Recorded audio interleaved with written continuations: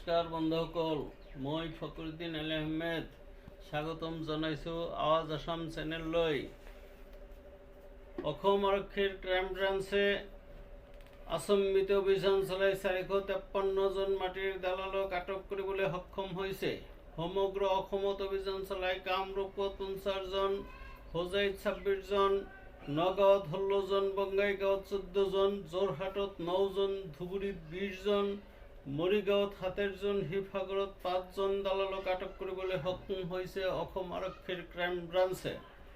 আনহাতে বিশ্বনাথ ৰাজহাঁহ চক্ৰত মিডিয়াক মাতি অনা বাবদ মণ্ডলৰ লগত কাজিয়া লাগে এজন মাটিৰ মালিক।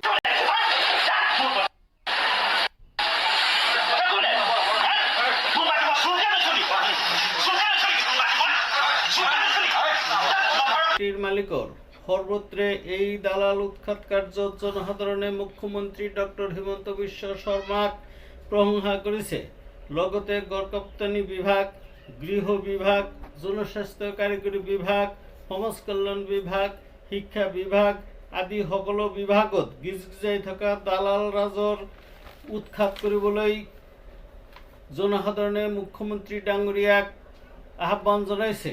লগতে নিকা আৰু স্বচ্ছ প্ৰশাসন গঢ়ি তুলিব লাগে বুলিও ৰাইজে দাবী জনাইছে।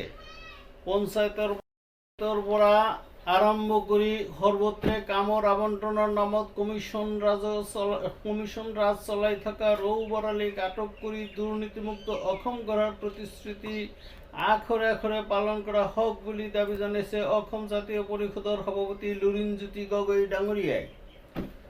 আনহাতে অসম প্ৰদেশ কংগ্ৰেছৰ সভাপতিৰ মতে মাটিৰ দালাল আটক কৰা কাৰ্য নাটক সৃষ্টিৰ বাহিৰে একো নহয়, ই ৰাজনৈতিক চমক।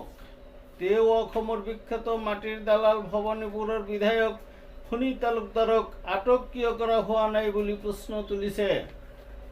যিয়েই নহওক, জেল হাজতত পঠোৱাৰ ভয় দেখুৱাই দাবী ধমকিৰে আদায় কৰা কমিশ্যন ৰাজ, ঠিকা ঠুকুলি দিয়াৰ নামত আদায় কৰা কমিশ্যন ৰাজ, চাকৰি বাকৰি দিয়াৰ নামত আদায় কৰা কমিশ্যন ৰাজ, লাইচেন্স কামৰ ইউচি দিয়াৰ নামত আদায় কৰা কমিশ্যন ৰাজৰ অসমখন দুৰ্নীতিমুক্ত হৈ অধিক সুন্দৰ হ'ব সেয়া নিশ্চিত যদিহে হিমন্ত বিশ্ব শৰ্মা ডাঙৰীয়াই দালাল ৰাজক উৎখাত কৰিবলৈ সক্ষম হয়। ভিডিঅ'খন চোৱাৰ বাবে ধন্যবাদ।